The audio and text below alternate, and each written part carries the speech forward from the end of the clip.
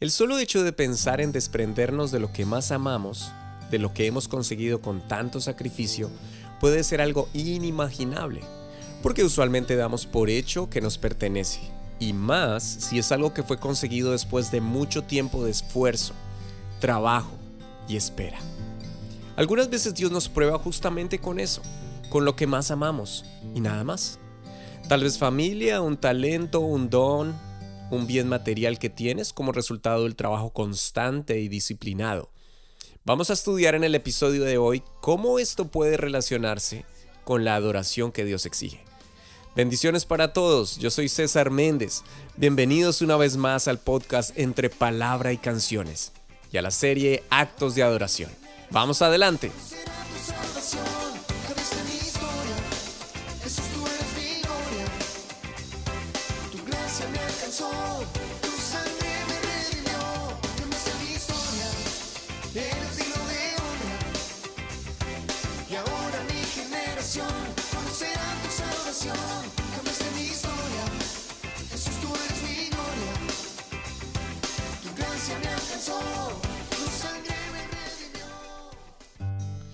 Hasta aquí todos los actos de adoración habían sido propuestos por hombres y mujeres, como lo hemos estudiado, el caso de Abel, Noé, los magos que visitaron a Jesús, Simeón, Ana y todos los demás que tienen esa particularidad, y los que nos faltan, que son muchos. De hecho, en la vida misma de Abraham fue él mismo quien voluntariamente edificó altares e invocó el nombre del Señor. Pero esta vez será diferente.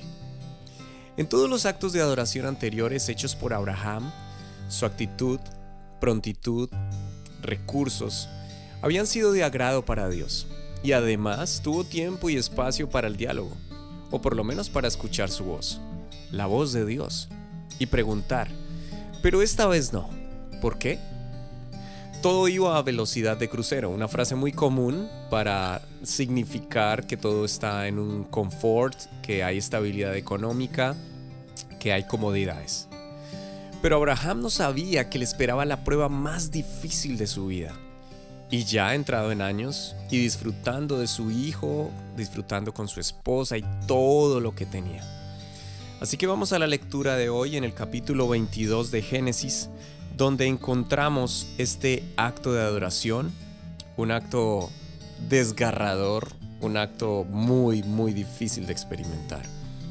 Capítulo 22 de Génesis. Aconteció después de estas cosas que probó Dios a Abraham y le dijo, Abraham. Y él respondió, heme aquí.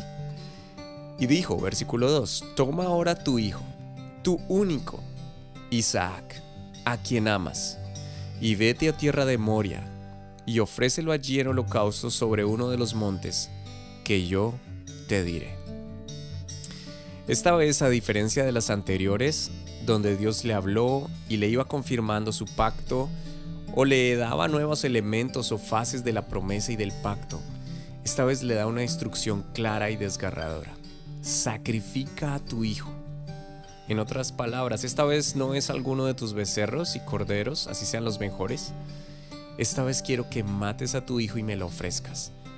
Y también le aclara que no es otro, sino al que él ama, a Isaac. ¿Por qué tenía que ser Isaac?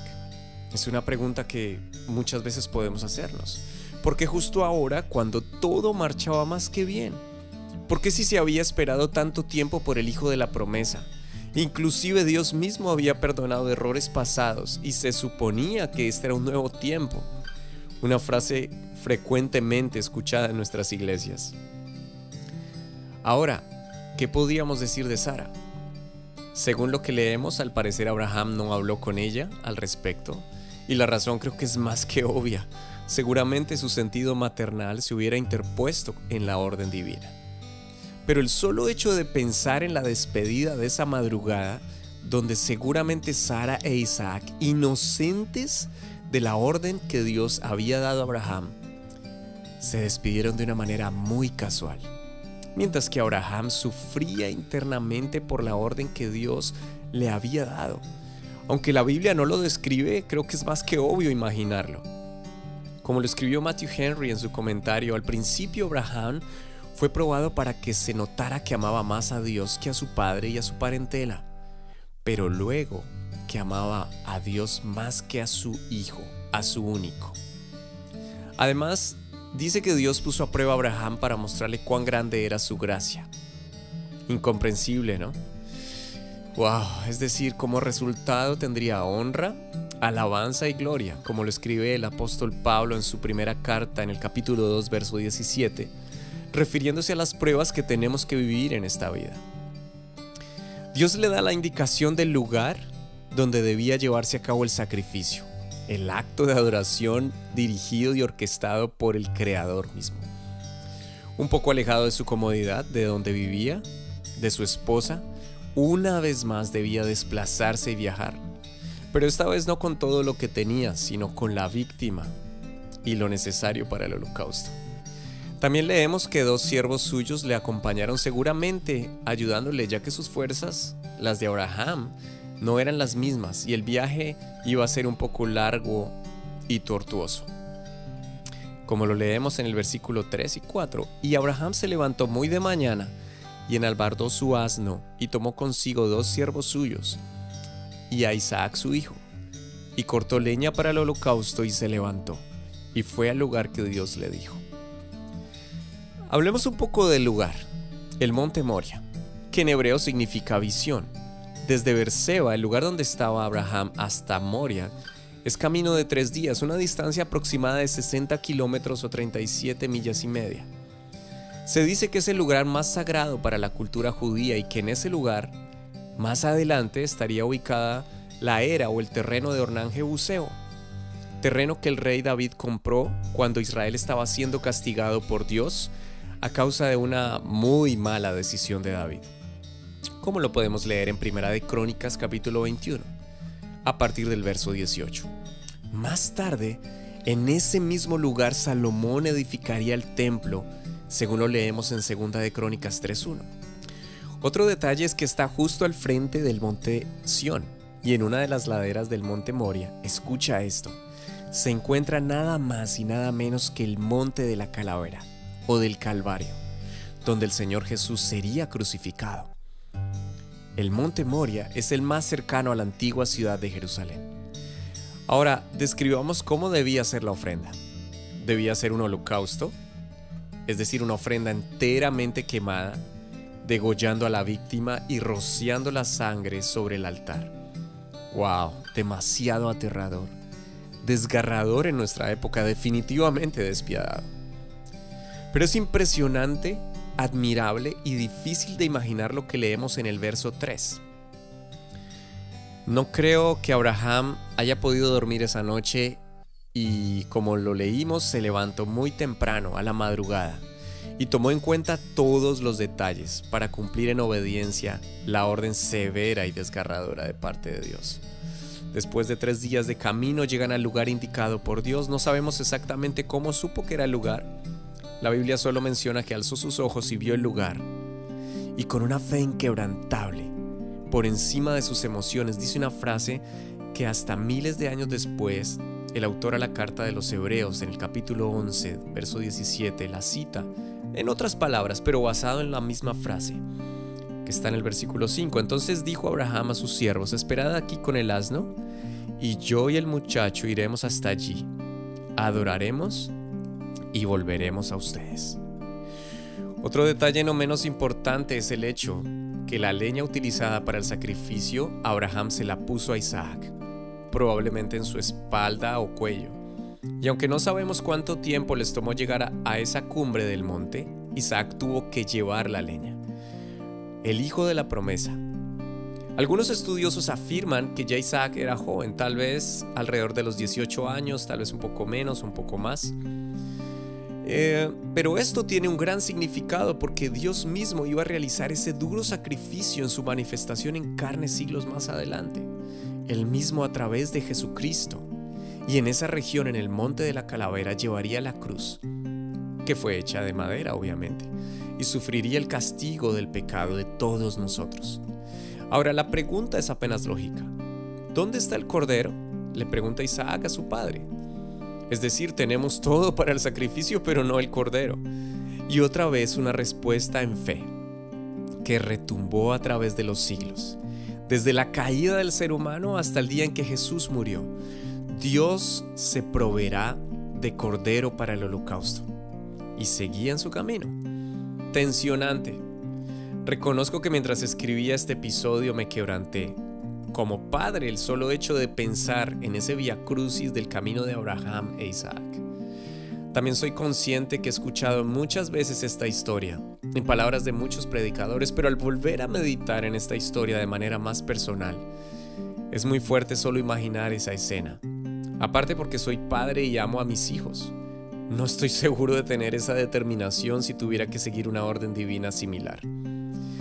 En los versos 9 y 10, rápidamente se describe cómo Abraham edificó el altar y colocó a Isaac sobre él, y se alistó para dar muerte a su hijo. Solo puedo imaginar la tensión emocional, el miedo también que sufría Isaac, su hijo, quien obedientemente siguió las instrucciones de su padre. Pero era un ser humano, seguramente estaba asustado, y eso también anticiparía lo que viviría Cristo en la cruz, y quien fue obediente hasta la muerte y muerte de cruz. Wow, pero justo cuando Abraham se dispone a este momento tan cruel, justo en ese momento, entonces encontramos que en el versículo 10 dice que Abraham extiende su mano para degollar a su hijo, pero el ángel del Señor le dio voces desde el cielo y le dice: Abraham, Abraham. Y él respondió: heme aquí.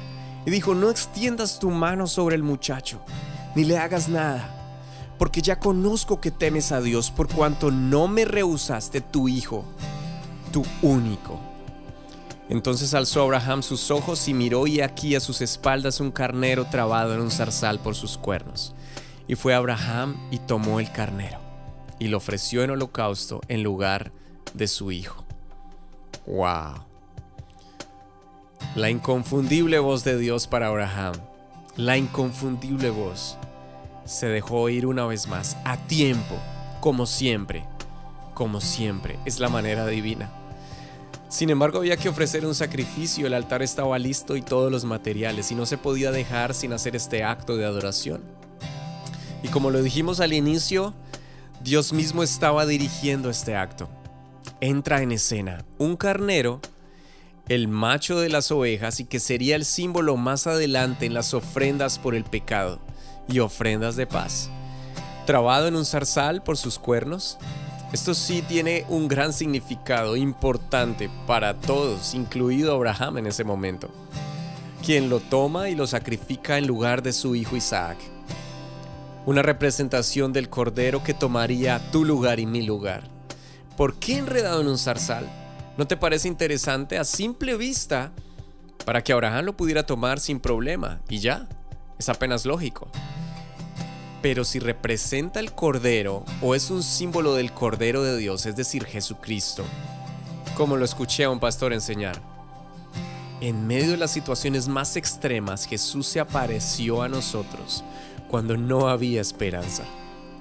Se metió, irrumpió para darnos esperanza en medio de los zarzales de nuestra vida. ¡Wow! ¡Qué acto de adoración! No pudo haber sido mejor dirigido y orquestado y emocionalmente más desafiante, sino por el autor de la promesa y del pacto, quien no cambia, quien sigue siendo el mismo.